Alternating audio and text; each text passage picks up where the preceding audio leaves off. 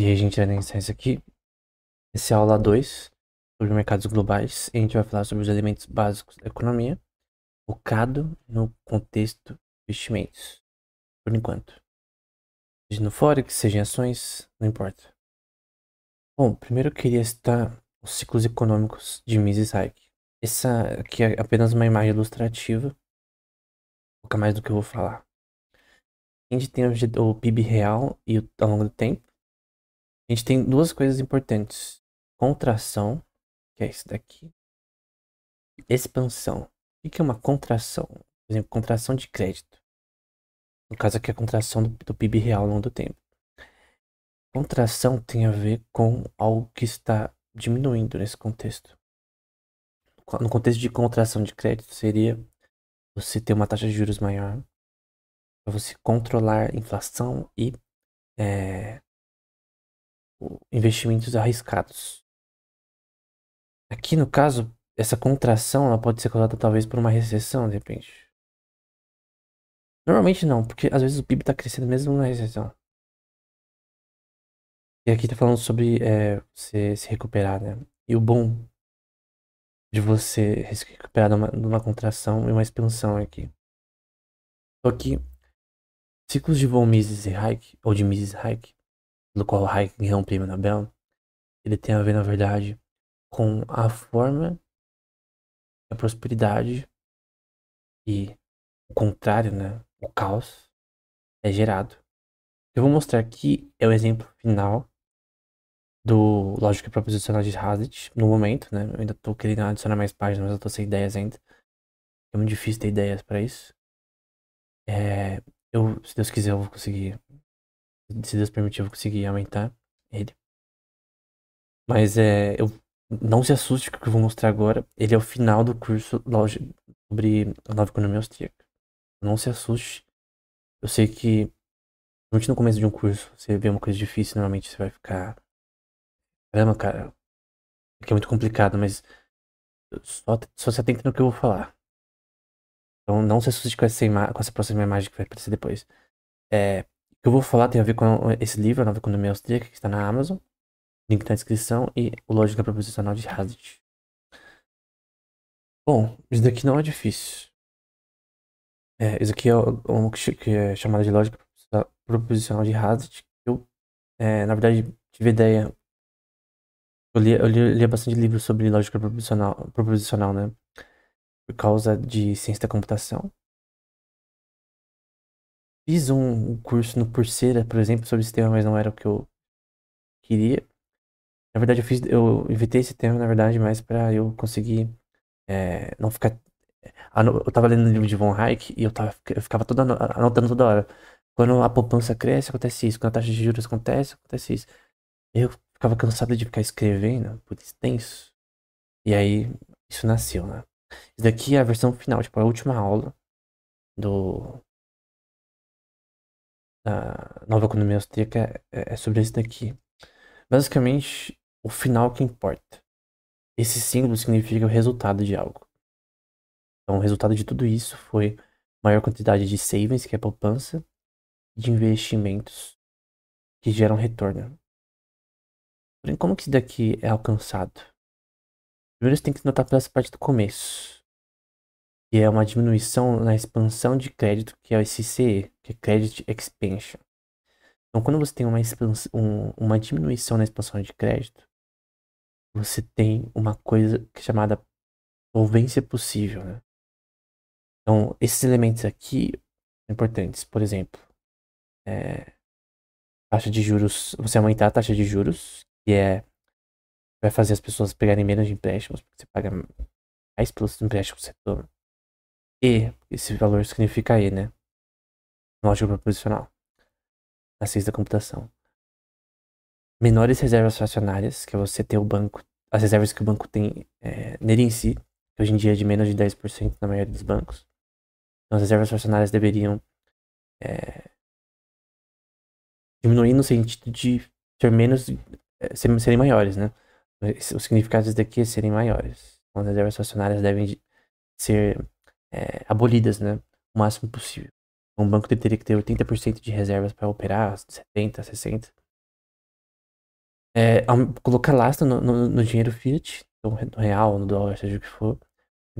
Atualmente é só papel, tem valor. Então, com todos esses elementos, você diminui a expansão de crédito, permite que tenha poupança no longo prazo, tá? As pessoas vão poupar mais e investir menos. Você aí tem uma menor oferta de capital, que é um money quantity aqui. Só que no longo prazo, isso vai diminuir a inflação e aumentar o poder de compra das pessoas. Só que isso daqui é no longo prazo, ao longo dos anos. Então, isso daqui é uma medida que inicialmente vai fazer empresas terem problemas, criar uma contração. Porque a expansão ela só vem gradualmente, porque quando você tem expansão de crédito, quando você tem o contrário disso, você tem que criar uma expansão artificial, né? Você gera menos inflação, maior poder de compra do dinheiro. Então, real, o dólar, você tem maior poder de compra. Se você faz essas coisas, só que essas coisas não vão ser feitas. Vão continuar com reservas acionárias de menos de 10%, com dinheiro fiat sem lastro, colocando taxa de juros lá embaixo. É um grande problema. No geral, isso cria tudo isso. Um maior consumo por parte das pessoas, que agora tem maior poder de compra do dinheiro. E menor inflação. Isso aumenta os lucros das empresas, que agora tem mais pessoas consumindo em vez de poupando apenas.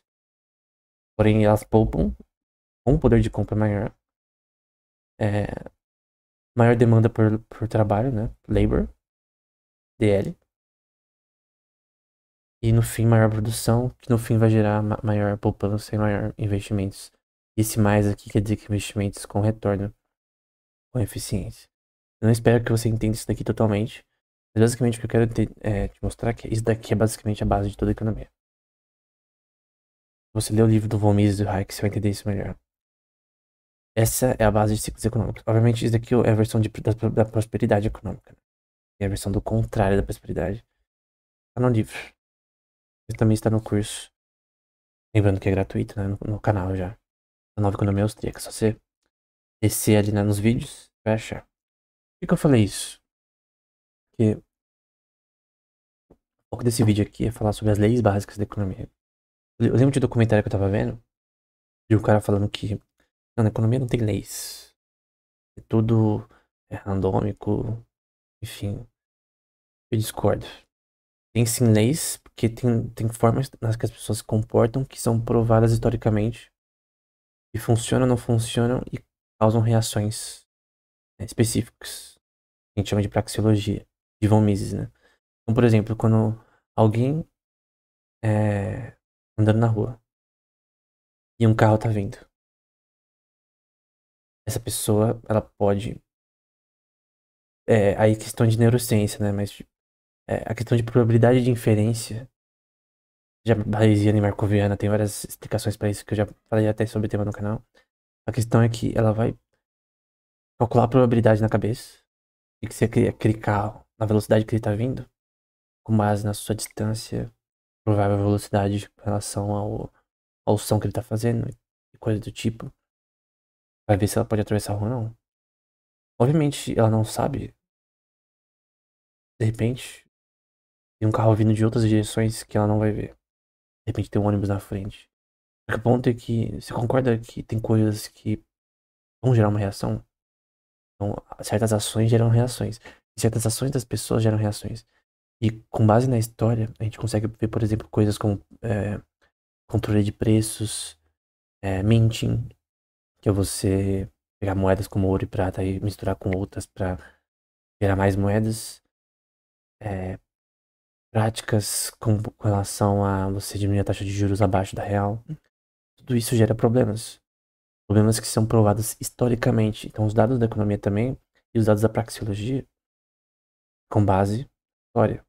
Então, através da história você consegue ver o que dá errado ou não. Como as pessoas se comportam quando você fixa o preço de produtos. Ou a paridade de taxa de câmbio entre moedas. Então, comprovado por dados da história. Dados que são palpáveis e empíricos. Então, por exemplo, Maior escassez de produtos aumenta seu preço. Só que não é a escassez que aumenta o preço. Define o preço de produtos, moedas e tudo é o valor subjetivo que as pessoas dão. Porém, é verdade também que parte do preço vem da escassez também. Se você ter um produto inelástico como o arroz e a sua escassez aumenta, você já tem menos arroz no mercado, o preço aumenta. E tem menos, é, algodão no mercado. O preço de roupas aumenta no longo prazo, porque na produção, os caras que estão produzindo nas fábricas, aumentar o preço da matéria-prima. Então, a escassez também aumenta o preço. Não é o que define o preço. No fim, o produto final que usa o algodão é a roupa. E o que define o preço da roupa é o valor subjetivo que as pessoas pagam. Mas a questão é que o valor subjetivo é o principal que define o preço. É a base da escola austríaca. É alguém Bombach, por exemplo, e Friedrich von Weiser.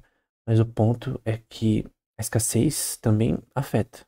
Não é a base do preço, como a gente vê na economia keynesiana, teoria do valor inútil, enfim. Mas, por exemplo, quando a escassez é menor, tem mais coisas, mais produtos, mais commodities, no caso, por exemplo, o preço da batata, o preço da carne, preço abaixo. Por quê? Cara, o cara que vende a commodity, o fazendeiro, o fornecedor, ele precisa vender por um certo tempo útil de vida, né? Ele pode tentar especular no preço, que eu não concordo, mas a questão é que quando tem menos, ele tem que aumentar o preço.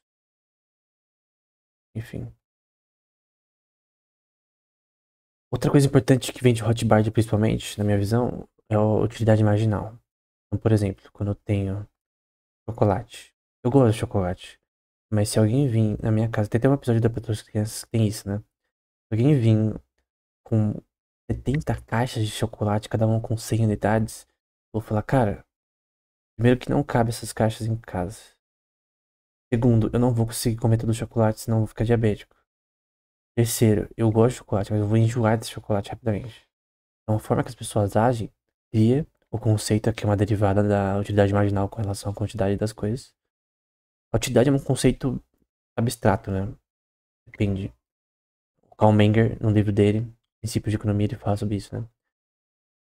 Tem a utilidade do arroz com relação a um iPhone, por exemplo. Ou da água em relação a alguma commodity. Mas o ponto é que a utilidade marginal ela tem a ver com a utilidade marginal decrescente de diversos tipos de produtos e commodities. Então, tudo isso daqui tem a ver com a questão de quanto mais você tem de uma coisa, menos as pessoas querem essa coisa. Isso acontece com muita frequência. Eu usei o exemplo do chocolate. Mas acontece com commodities, acontece com a diluição do valor de dinheiro.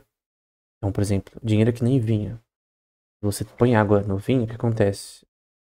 Mais que vale milhões de dólares, vai diminuir seu valor. Porque o valor intrínseco do vinho está na sua substância. O tempo que ele tem de garrafa e tal. Enfim. Então aqui a gente tem a derivada do total da utilidade pela quantidade de cada unidade e a soma dessa utilidade ao longo do tempo. Então o conceito em Hotbar é bem explicado, né, num dos livros dele. Essa questão de você ter diversos tipos de elementos na economia, por exemplo, com commodities é muito explicado isso, de utilidade marginal decrescente. Bom, dinâmicas de taxas de juros. Isso daqui, obviamente, é só uma generalização. Às vezes as pessoas colocam tanta ênfase na taxa de juros que é uma coisa muito fraca, na minha opinião. Uma análise econômica somente com taxa de juros, Selic. Não é assim que as coisas funcionam apenas, né? É uma visão muito. Como quem já leu o mangá Vagabond, né? Miyamoto Musashi lá. Como o Monge Takuma fala, né? Você não pode ver. Olhar pra folha, né? Se você olha pra folha, você não olha para as árvores, não olha pra floresta, pro todo, né? Bom, enfim. No geral, quando a taxa de juros aumenta, normalmente aumenta num nível significativo, né? Tem menos de investimentos, porque você. Agora, para você pegar empréstimos, porque obviamente empresas precisam pegar empréstimos continuamente para fazer suas operações. Você tem uma diminuição dos investimentos e aumento da poupança, seja individual ou de empresas. Então, as pessoas elas poupam mais quando a taxa de juros está alta. Então, quando você diminui a taxa de juros, você faz investimentos crescerem. Aí você fala, legal, cara, eu tô aquecendo a economia. Esse aqui é um exemplo do Japão. Tô aquecendo a economia, agora sim as empresas vão crescer, isso gera mais emprego e tal. O grande problema, e é o que o ciclo de von Mises e Hayek dizem, né? Quando você abaixa a taxa de juros abaixo da real, você tem um sistema econômico que não está produzindo como deveria, tem inflação, tem vários problemas. Você. Isso aqui é o problema do Banco Central. Quem define a taxa de juros é o Banco Central. Não é uma coisa definida pelo mercado, como deveria, por bancos privados apenas. É apenas regulado pelo governo, né? Pra ninguém fazer merda nessa questão. Então, um ponto de cartéis e coisa do tipo. O ponto é que essa taxa de juros abaixo do normal, quase próxima a zero do Japão, pode gerar crises duradouras de recessões. Que isso aqui é uma forma de expansão de crédito. Você está criando dinheiro do nada, assim como reservas fracionárias. Não vou falar sobre reservas fracionárias ainda, mas basicamente é uma forma de expansão de crédito. Tem um livro do Jesus Oreta Soto que fala muito sobre essa questão. Sobre ciclos econômicos, né? Sobre como o sistema bancário atual é basicamente uma aberração. E literalmente você tem um sistema de expansão de crédito que gera menor poder de compra das moedas. Você não tem laço nessas moedas, ou seja, não tem valor intrínseco. A única razão porque os bancos não quebram é porque normalmente você tem um governo que pode ajudar eles quando eles quebram.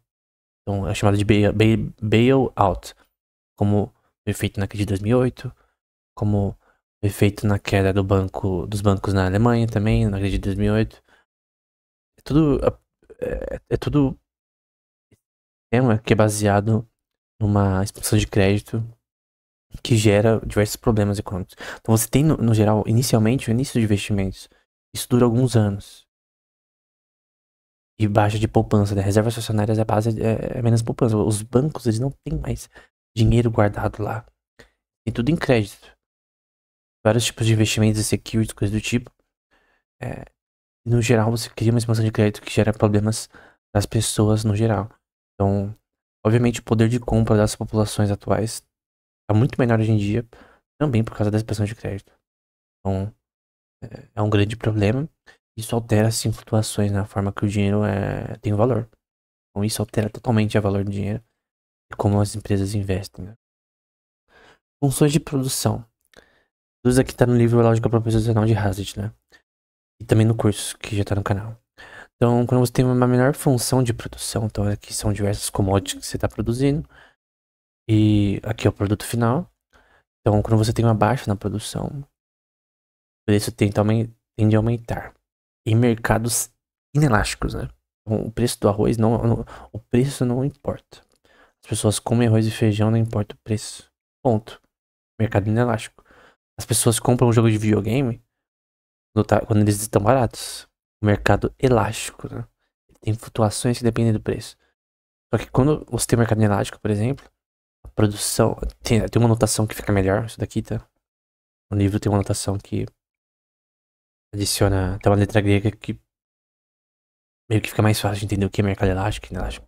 Mas quando fica aquela letra que sim, né? Mas abaixo na produção, que pode ser por N fatores.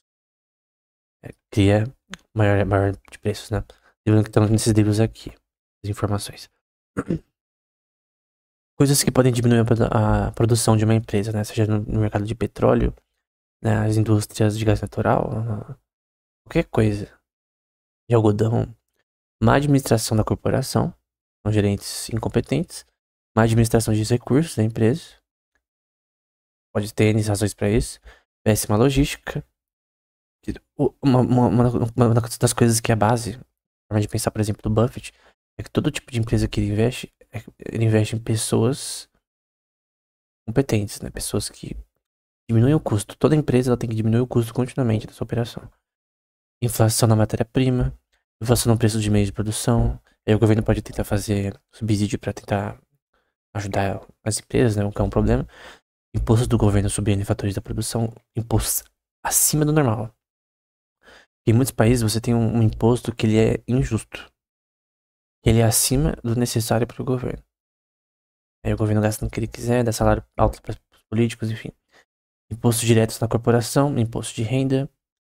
Creio que gera desincentivo para as empresas produzirem.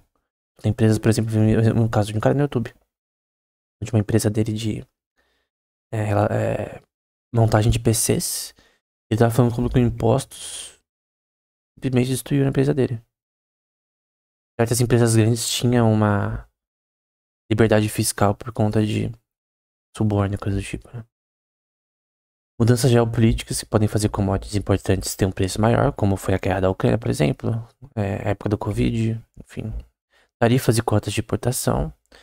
E tarifas no caso de importação, tá? No caso, cotas de exportação tem a ver com você exportar pra fora, vender pra fora.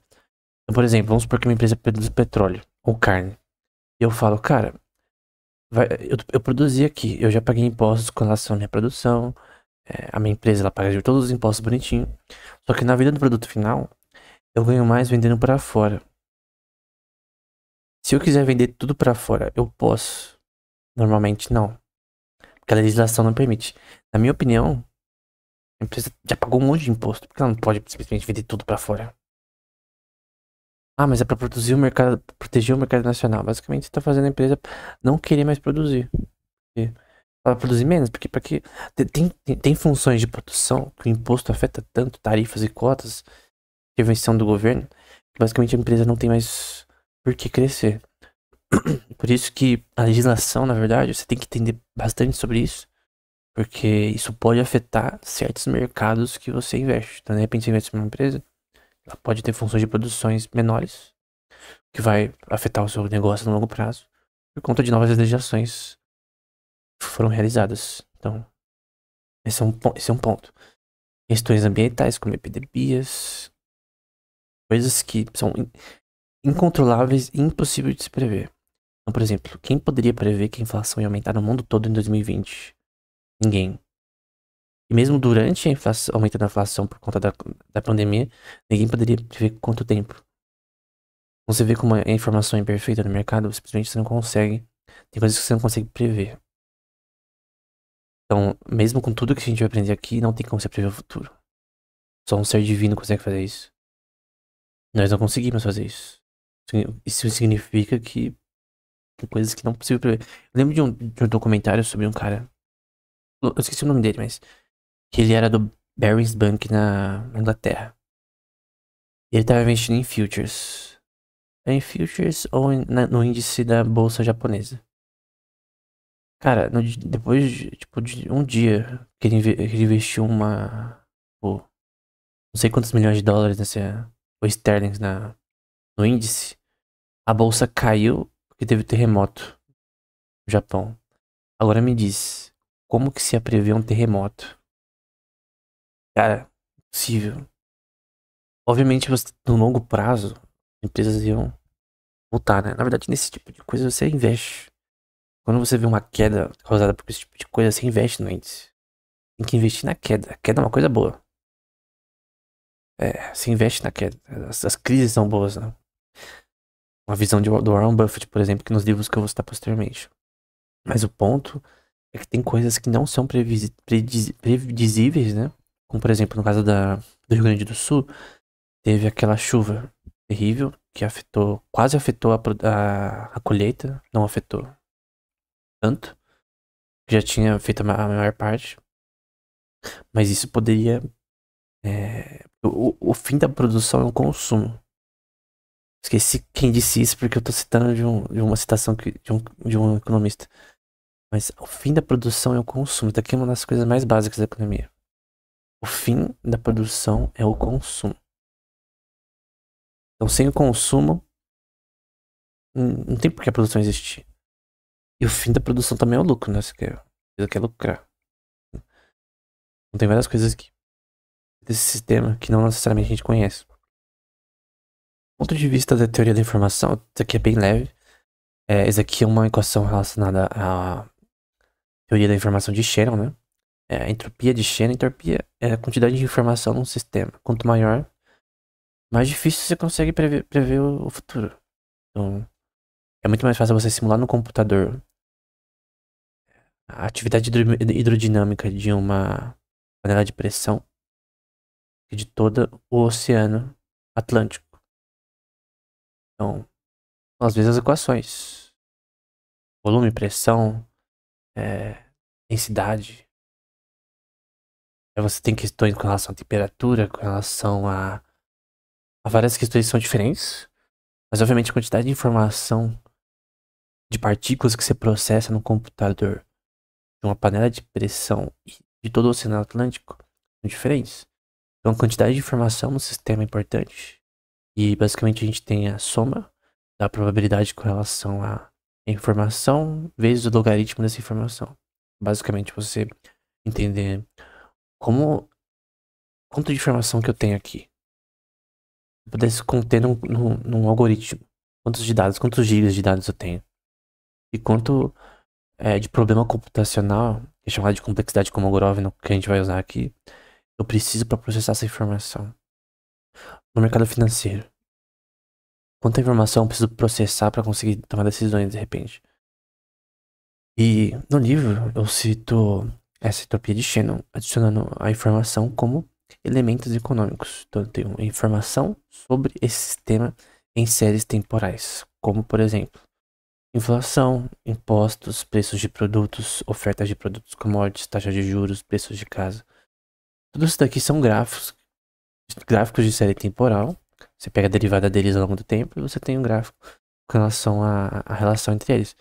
E você tem que interpretar esses dados, porque os dados em si, eles não são úteis em si, eles têm que ser interpretados. Então, eu tenho dado sobre o preço do ouro, mas eu tenho que interpretar aquilo. Nem sempre a minha interpretação pode ser correta. Dependendo de você que foi keynesiano, monetarista, você pode ter interpretações diferentes sobre questões como oferta de capital, questões com relação a políticas econômicas. Então, sua visão de mundo é completamente diferente. Então, a interpretação é diferente. Isso muda os seus resultados, né? Então, agora você pode querer criar um algoritmo para analisar esses dados econômicos. Talvez de forma bayesiana e markoviana. Nós temos uma função f de g, em que você tem um algoritmo. Esse f de g é um algoritmo. Esse termo é comum para algoritmos, né? Eu não sei se eu vim como Kolmogorov isso daqui, mas apenas isso aqui é um conceito básico. E aqui você tem o seu input. Então você tem uma função recursiva que opera o input. E aí você tem a complexidade Kolmogorov. A complexidade Kolmogorov é o algoritmo, então por isso esse mínimo, o menor algoritmo possível para processar esses dados. E é esses dados que estão representados aqui. Então qual é o menor algoritmo possível para representar todos os meus dados que operam meus sistemas para entender a economia, para entender coisas sobre a economia. Isso é difícil, porque quanto mais dados, mais difícil você fica para criar algoritmos que são eficientes. Aí você vai para todo o problema para teoria da complexidade na economia, que você vai para NP versus NP, classes de complexidade computacional, que eu já falei no canal anteriormente.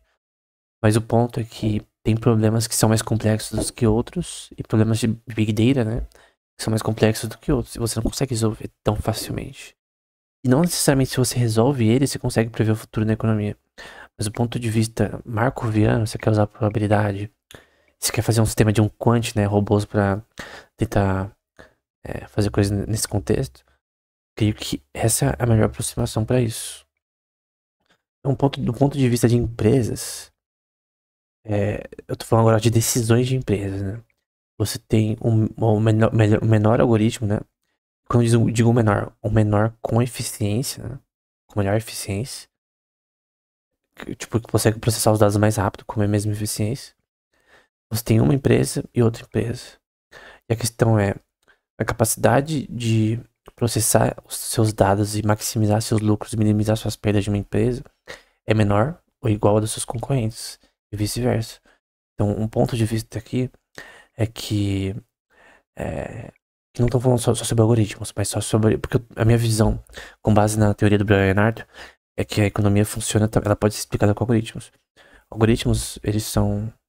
A gente vai para uma questão de predicados aí, que não queria entrar, mas um predicado é basicamente como você pensa que algo funciona. Então você pensa que a forma de bater de asas de pássaros em enxames de pássaros, você meio que sabe como ele funciona. Aí você quer fazer um algoritmo para isso, mas primeiro você precisa saber o predicado. Como que os pássaros se locomovem, quais são os padrões, como que eles movimentam as asas.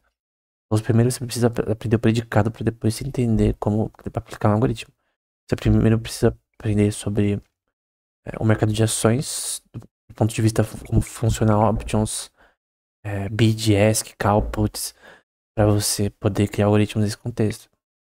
Então, quero dizer aqui é que tem empresas que são mais eficientes do que outras.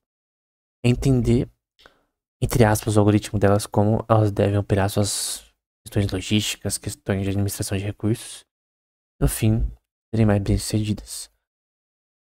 Outra coisa também, ficar antenado nas notícias. Então, por exemplo, normalmente em empresas com relação a investimentos, você tem o Bloomberg que fica no YouTube também 24 horas, dando informações de qualidade profissional com relação ao mercado, seja de criptomoedas, seja de forex, seja de empresas. Todas essas informações são importantes, porque informação é a coisa mais importante em mercados globais. Então, por exemplo, se eu tenho informação rápida e pública, né? O Facebook fez uma merda terrível, né? Então eu sei que eu tenho que vender minhas ações. De repente eu nem ligo. Você tem uma perspectiva que o Facebook não. O Meta, né? Não vai falir amanhã, nem daqui a alguns anos, que é muito forte pra cair, assim. Não é uma queda que vai fazer as suas ações diminuírem, porque no fim vai subir de novo, dependendo da empresa. Mas o ponto é que ficar antenado nas notícias é importante. Para quem investe em Forex, é interessante você ficar ligado com as mudanças atuais no mercado. Embora, na verdade, é que essas análises são importantes, mas não necessariamente refletem o futuro. Então, aproximações são opiniões. E a opinião das pessoas pode estar errada. Então, para quem é em swing trading, coisa do tipo, normalmente é assim. Embora você tenha que também entender o mercado você mesmo. Aqui, por exemplo, sobre o non-farm payrolls, né? Recentemente teve um, e obviamente quem opera day trading, swing trading, fez suas apostas. Então é tudo uma especulação. Só que a questão é, quando uma pessoa tem base para especulação no Forex, é diferente de uma pessoa que não tem base. Uma pessoa que simplesmente. Ah, eu vou ver os gráficos aqui, eu sei mais ou menos, não é assim que funciona. Tem que entender por que o preço do dólar muda em relação ao ien, ou do euro em relação ao ien, em relação ao dólar. Tem que entender por que essas mudanças acontecem. Porque essas mudanças, elas são sim calculáveis. E aqui é aquela questão de reação, ação e reação. Claro que diariamente é impossível você ficar prevendo isso. Mas de um ponto de vista de longo prazo, é possível você mais ou menos entender. Pelo menos ter uma especulação mais academicamente válida, empiricamente válida. Outra coisa que também que vem em relação com a nossa série de vídeos de aulas, né, sobre comércios marítimos, né, é que geografia também é importante. Então você tem que saber se você investe no mercado de petróleo, como funciona mais o Mar Cáspio, quais são os governos ao redor, saber um pouquinho da legislação de países que você tem empresas que investem, saber o que é o Mar Negro, como funciona a dinâmica de exportação, de importação, quais são os principais produtores, você tem que entender sobre geografia. Não tem como. Geografia e economia são coisas tão intrínsecas que não tem como você separar as duas. Não tem como separar. Tem que entender onde fica o Golfo Persa, onde fica o Mar Vermelho, Canal de Suez, Canal do Panamá, você tem que entender isso. E você, dependendo do mercado que você investe, né? Você investe empresas na Nasdaq, você talvez, de tecnologia, talvez você não precise saber disso. Mas do ponto de vista econômico, você tem que saber, né? Sim. Ok, eu vou investir nessa empresa no Cazaquistão. Onde fica o Cazaquistão? Como que é lá? Enfim. Outra coisa também, é importante entender sobre história. Eu não tô falando que você precisa saber história, mas é bom saber história pra você saber como as coisas funcionam. Porque tem movimentos do mercado que aconteceram nessas épocas. Porque economia é ação de pessoas. E ação de pessoas, normalmente, quando você tem os mesmos. As mesmas causas, você tem os mesmos efeitos, em geral. Então, por que fixação de preço não funciona? Porque na história a gente vê que não funciona. Então, a gente não. O mundo não nasceu numa bolha, a gente apareceu aqui do nada. Tem uma história que mostra que certas coisas não funcionam e o que acontece quando certas coisas ocorrem. E se você sabe isso, você consegue entender melhor. Beleza. Um governo tá fazendo fixação de preço. O que vai acontecer? Eu sei da história de fixação de preço. Eu sei da história da taxa de juros, como foi escolhida ao longo dos anos. Eu sei porque certas questões políticas estão acontecendo. Eu sei porque a Ucrânia está sendo invadida pela Rússia. E você estudou história. E agora você sabe o que aconteceu com o preço do petróleo e outros eventos com relação a guerras. Então, esse tipo de coisa é importante porque você consegue usar a história para entender o que provavelmente vai acontecer no presente. É melhor do que nada. Pode falar, isso daqui é inútil. É melhor do que nada. É, sobre política e geopolítica, que, por exemplo, os 30 de Atenas eu gosto, tem a ver com Critias, e aí a pós-guerra do Peloponeso, um tratado de política econômica do Conde Cassi, né? Política econômica do Bashar, sobre tarifas, política externa americana, porque vai ter muito impacto também em legislação, trade wars, como por exemplo com a China, sobre controle de preços, porque não funciona, sobre depressões econômicas, então você investe em empresas da Islândia, ou você investe em empresas que você prevê uma depressão econômica. Empresa que talvez deveria tirar o seu capital. Sei lá, alguém que investisse na Lehman Brothers que colapsou. Não teve payout para Lehman Brothers. Então você tem que entender por que depressões acontecem, por que certas crises acontecem, a sua causa. Talvez você não precisa saber a cura, mas você precisa saber a causa. E você pode investir. Sobre direito, você tem que saber o básico do básico para você interpretar coisas na legislação que afetam o mercado, por exemplo. O mercado de petróleo na França, primeiro que eles não produzem muito, né? Mas vamos supor que você fosse investir numa empresa na França, tem a ver com o tema. Bom, na legislação deles, eles basicamente proíbem certas formas de exploração de petróleo e de gás natural e outros recursos que, entre aspas, degradam o meio ambiente. Com umas técnicas específicas de extração, né? O que isso significa? Que qualquer empresa que esteja na França não vai sobreviver muito facilmente, porque a legislação impede que elas façam coisas que normalmente seriam boas para a empresa. Então, você tem que olhar na legislação e tá acontecendo, né? Obviamente não tem como você fazer isso em todo o país. Você tem que saber o básico. Pra ver notícias. Tipo, ver notícias já é grande coisa já. Assim, eu posso dizer que economia comportamental pode ser útil, saber sobre esse tema. Então, por exemplo, discount utility tem tudo a ver com o mercado de ações, porque é basicamente a forma que as pessoas pensam em consumir no curto prazo, em ganhos no curto prazo. E por isso que elas tendem a não querer investir numa empresa por 10 anos para esperar ganhos. Então, eu creio que tem relações importantes de como as pessoas pensam. Aí vem com neuromarketing, neuropsicologia, neuroeconomia, que tem a ver com como as pessoas se comportam. Eu já falei sobre isso no canal e também na nova economia austríaca, né, no curso. Então você tem que entender o mercado S que você está investindo. Então você vai investir 10 mil reais numa empresa petrolífera, né? Você vai comprar ações dela. Acho que vai subir. Cara, você conhece essa empresa? Você foi ver como ela funciona? A gente vai fazer isso na próxima aula. Você sabe como ela funciona? Não precisa ir na empresa. Hoje em dia você tem tanta informação sobre elas que você não precisa ir na empresa mais. Conversar com o gerente, você consegue conversar com ele no LinkedIn. Então, o ponto é que você tem que. Esse negócio de você olhar pra gráficos e. Ah, isso aqui é um padrão. Resistência. Cara, isso é lixo, cara. Eu, assim, moving averages, coisas do tipo ADX, tudo bem. Tem técnicas que talvez podem ser úteis, né? De indicadores, mas. Tipo, técnico análise tem uma utilidade. Mas o que mais importa é entender como os mercados funcionam. Porque se você quer um negócio de longo prazo, tem que saber sobre business, acabou. Mais nada. Nunca investir cegamente numa empresa que você não conhece. Então, você não conhece o setor de petróleo, então não investe em fios de petróleo e empresas nesse setor. Agora, você tem um conhecimento muito forte nisso, de repente em café. Eu tinha um aluno que tinha muito conhecimento em café. Cara, quando você tem um conhecimento alto no café, você tem um interesse, você consegue saber mais sobre aquele tema.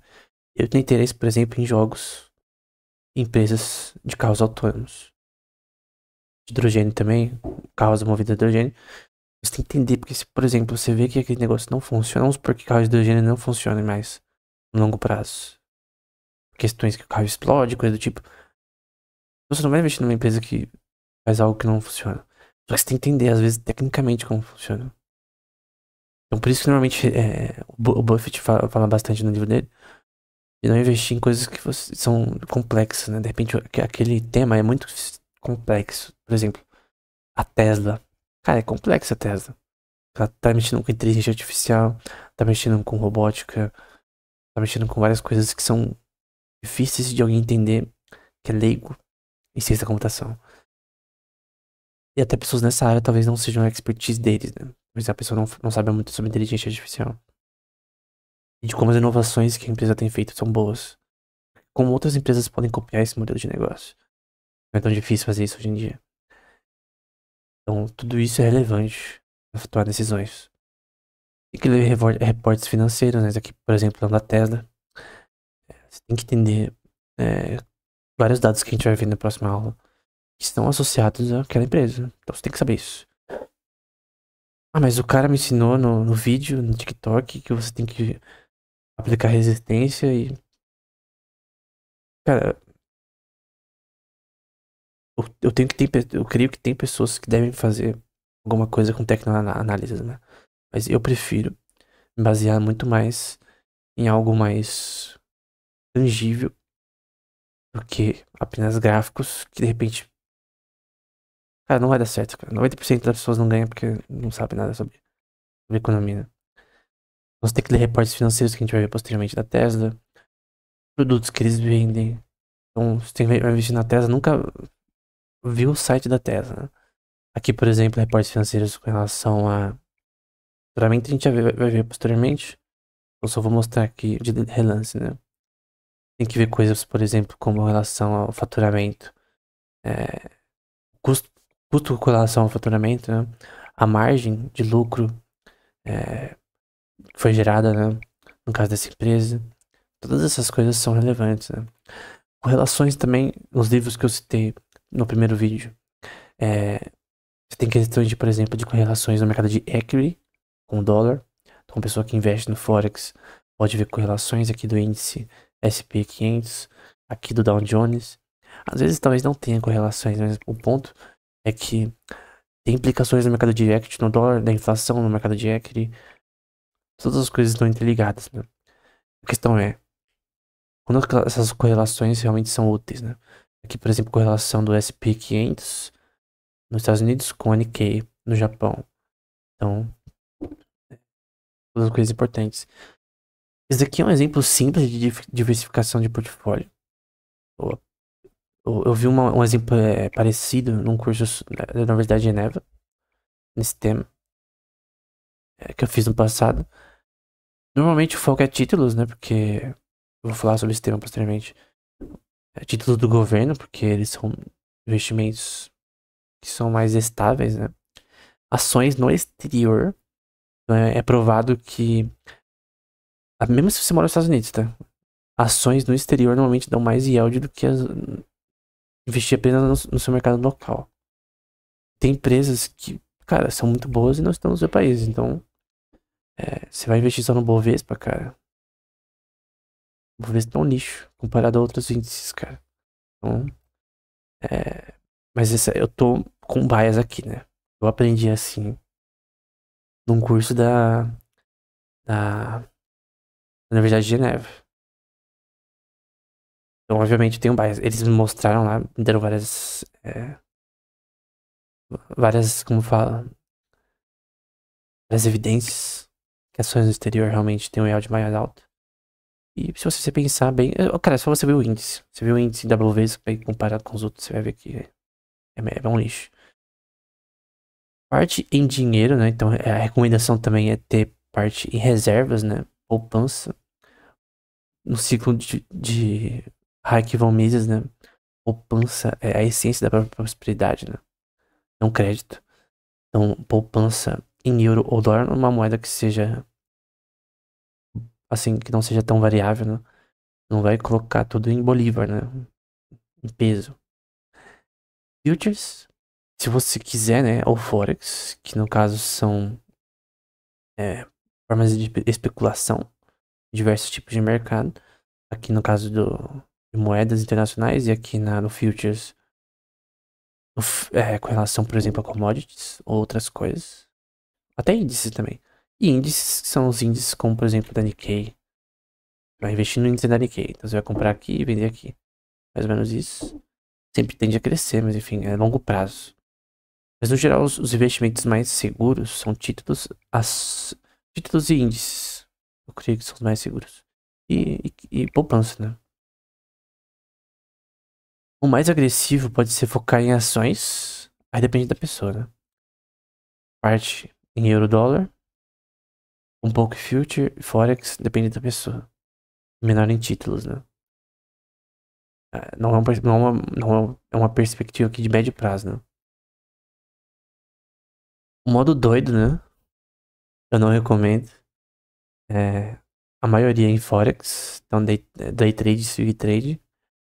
Parte em futures. Parte em títulos, ações e criptos. Eu não sei se eu escolheria esse daqui. Eu creio que é qualquer ganho de curto prazo.